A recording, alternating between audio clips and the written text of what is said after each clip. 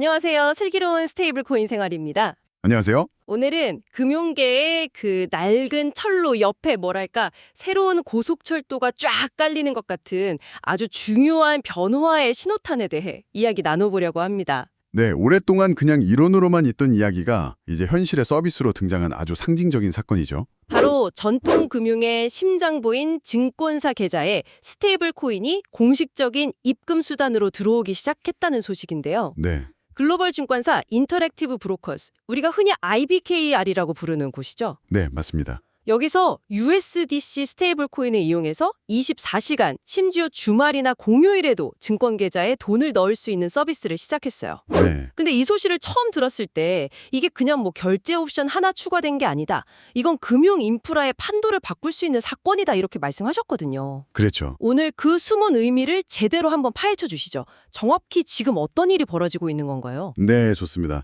많은 분들이 이제 증권사에서도 코인을 받나 보네. 딱 이 정도로 생각하실 수 있는데 그 작동 방식을 조금만 들여다보면 훨씬 더 흥미로운 그림이 보입니다. 작동 방식이요? 네, 이 서비스의 본질은 그 구조를 이해하는 데 있거든요. 구조라 함은 돈이 흘러가는 그 경로, 자금의 여정을 말씀하시는 거군요. 그렇습니다. 총 4단계로 아주 깔끔하게 설계되어 있어요. 첫째, 사용자가 자신의 개인 지갑, 예를 들면 메타마스크 같은 곳에서 USDC를 보냅니다. 일단 제가 코인을 보내는군요. 네, 둘째, 이 USDC가 IBKR의 증권 계좌로 바로 들어가는 게 아니에요. 그럼요. IBKR 파트너십을 맺은 암호화폐 인프라 기업 제로해시라는 곳이 이걸 먼저 받습니다. 중간에 전문 게이트키퍼가 하나 딱 있는 셈이네요. 맞습니다. 그리고 세 번째 단계가 핵심입니다. 이 제로해시는 USDC를 받자마자 실시간으로 미국 달러 USD로 자동 전환을 해버립니다. 바로요. 네. 그리고 마지막으로 이렇게 환전된 진짜 현금 USD가 제 증권 계좌에 최종적으로 입금되는 거죠. 잠깐만요. 그럼 청취자 여러분이 기억하셔야 할 가장 중요한 포인트는 이거네요. 내 증권 계좌에 USDC라는 코인이 쌓이는 게 아니라 그렇죠. USDC는 돈을 실어 나르는 총알 KTX 역할만 하고 목적지에 도착하는 순간 뿅 하고 사라지는 거군요. 완벽한 비유입니다. 제 계좌에 남는 건 오직 달러 현금뿐이고요. 바로 그겁니다. 그 점이 이번 변화의 진짜 핵심이에요. 스테이블 코인은 증권사가 직접 보유하고 관리해야 하는 자산이 아닌 거죠. 자산이 아니다. 네, 그냥 기존의 그 느리고 비싼 국제 송금망, 스위프트망을 대체하는 빠르고 효율적인 전송 레일, 즉 통로 역할만 수행하는 겁니다. 와, 정말 영리한데요? 전통금융의 위험이나 규제는 피하면서 블록체인의 효율성만 쏙 빼서 활용하는 방식이네요. 아주 영리한 방식이죠. 그럼 그 총알 KTX를 탔을 때 승객인 제 돈이 얻는 가장 큰 이점은 뭘까요? 속도나 시간, 비용 면에서 기존 은행 송금이랑 비교하면 어떤가요? 전통적인 은행 송금, 특히 국제 송금의 고질병은 바로 시간하고 불확실성이었잖아요. 맞아요. 언제 도착할지 알 수가 없죠. 은행 문 연 시간에만 보낼 수 있고 중간에 중개은행 거치면서 며칠이 걸릴지 수수료가 얼마나 붙을지 예측도 어렵고요. 네네. 근데 이 스테이블 코인 내일은 24시간 365일, 새벽이든 크리스마스 아침이든 상관없이 작동합니다. 와... IBKR 발표에 따르면 블록체인에서 전송이 딱 확인되고 나서 단 몇 분 안에 계좌에 입금이 반영된다고 해요. 몇 분만이에요? 와, 저도 예전에 미국 주식 투자하려고 밤에 급하게 송금하려다가 은행 업무 시간 끝나서 다음날 아침 시장 열릴 때까지 발만 동동 굴렀던 기억이 나거든요. 다들 그런 경험 있으시죠? 그때 이런 서비스가 있었다면 정말 게임 체인저가 될 수 있겠네요. 그렇죠. 근데 비용은요? 그 0.30% 전환 수수료에다가 블록체인 네트워크 수수료, 가스비까지 더하면 혹시 소액을 보낼 땐 배보다 배꼽이 더 큰 거 아닐까요? 아주 현실적인 질문입니다. 실제로 한 100달러 이 정도 소액을 보낼 때는 오히려 비쌀 수도 있어요. 그럴 것 같아요. 하지만 예를 들어 한 10,000달러, 우리 돈으로 한 1,400만 원 정도를 보낸다고 가정해보죠. 네. 제로 해시 전환 수수료 0.30%면 30달러가 나오고요. 여기에 이더리움 메인넷 말고 솔라나나 베이스 같은 저렴한 네트워크를 쓰면 가스비는 1달러도 안 나올 수 있거든요. 훨씬 싸군요. 네, 그럼 총 비용이 한 31달러 내외죠. 반면에 은행 스위프트망으로 10,000달러 보내면 전신료, 중개수수료, 수치수수료 다 합쳐서 50달러에서 막 100달러까지 나오는 경우가 허다하거든요. 시간도 2, 3일 걸리고요. 그렇죠. 이 서비스의 진짜 가치는 속도와 비용 효율성이 중요한 그 수천 달러 이상 금액대에서 나타나는 겁니다. 명확한 비교가 되네요.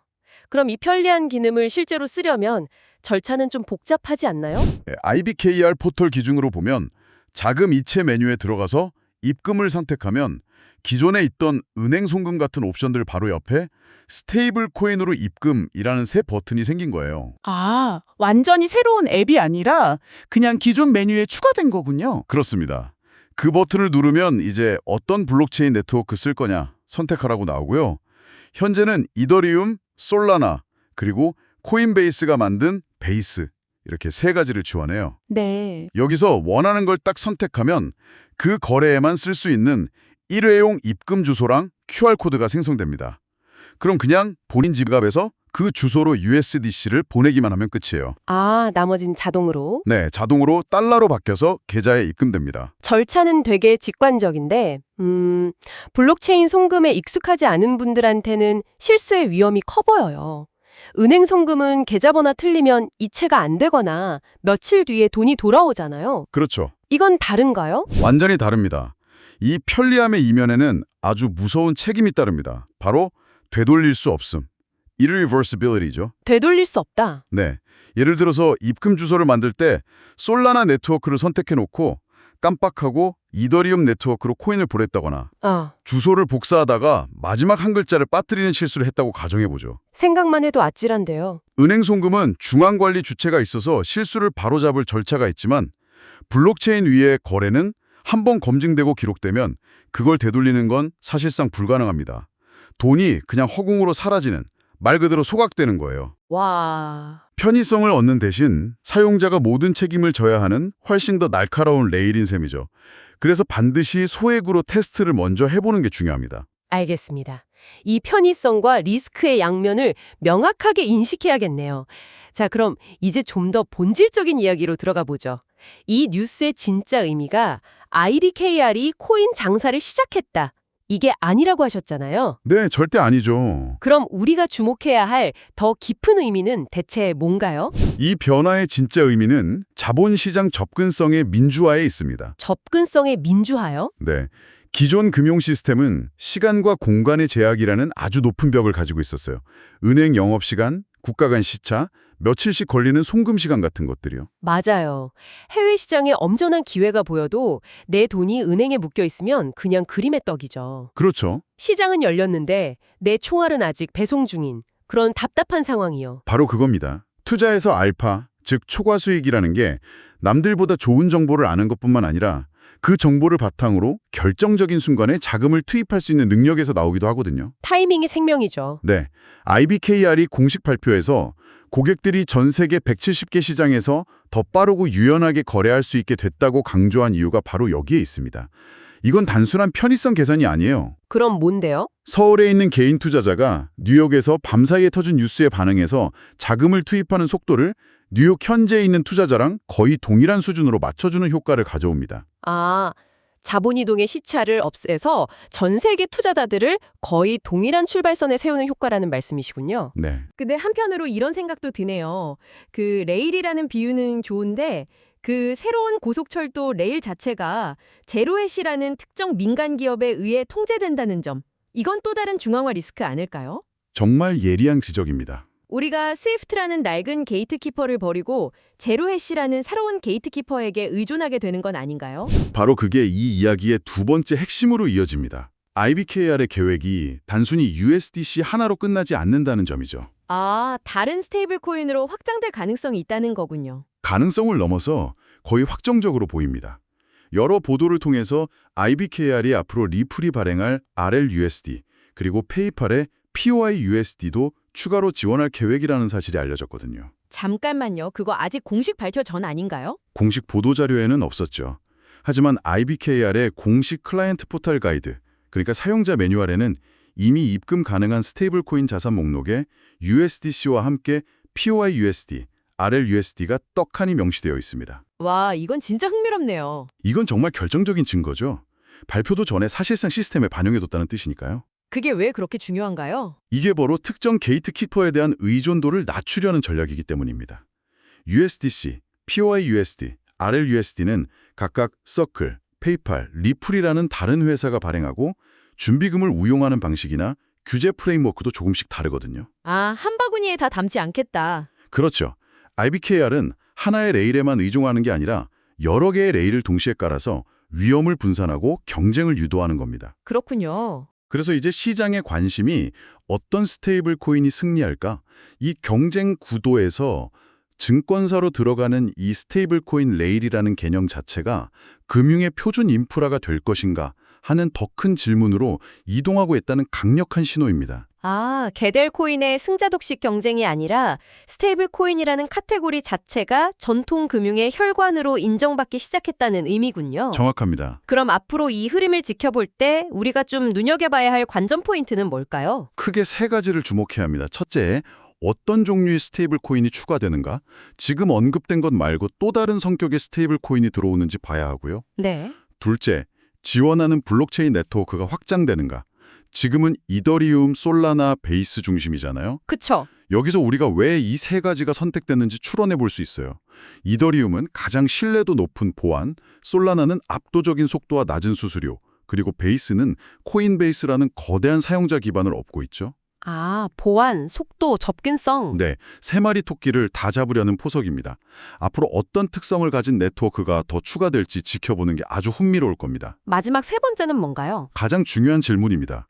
과연 이 레일이 입금이라는 단방향 통행을 넘어서 출금이나 더 나아가 주식 매도 대금의 결제 정산에까지 사용되는 양방향 고속도로가 될 것인가? 와, 만약 증권계좌에서 돈을 뺄 때도 스테이블 코인을 써서 몇 분 만에 내 개인 지갑으로 옮길 수 있게 된다면 그건 정말로 전통금융과 디지털 자산 세계의 경계가 허물어지는 순간이 될 겁니다. 상상만 해도 엄청난 변화네요.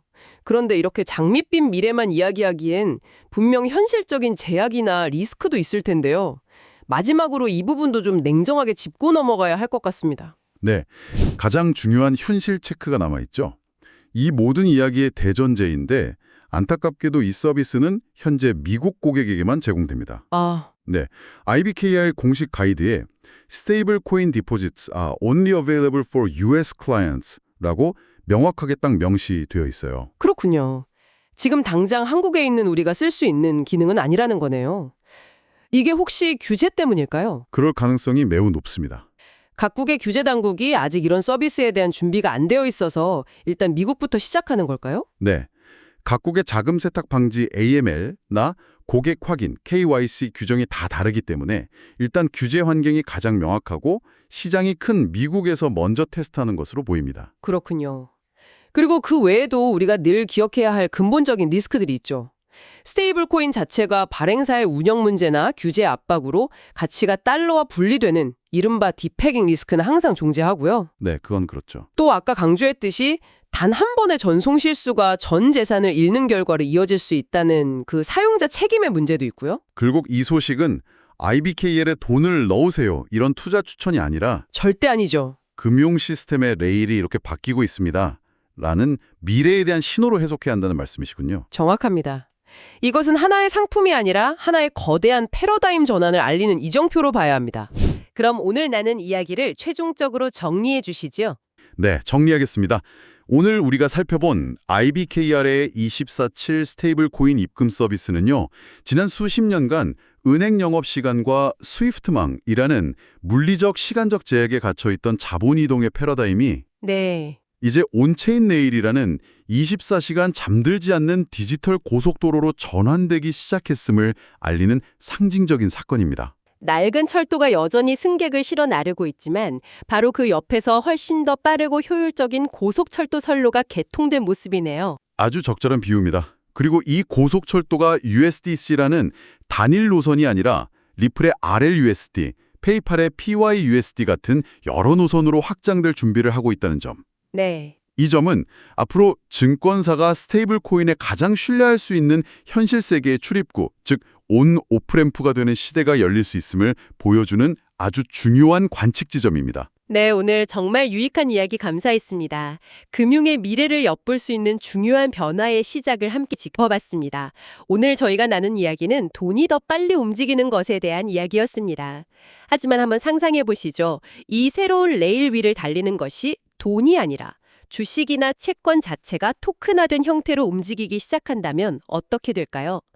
24시간 잠들지 않는 자본시장, 그때가 바로 진짜 혁명의 시작일지도 모르겠습니다. 여기까지 슬기로운 스테이블 코인 생활이었습니다. 감사합니다.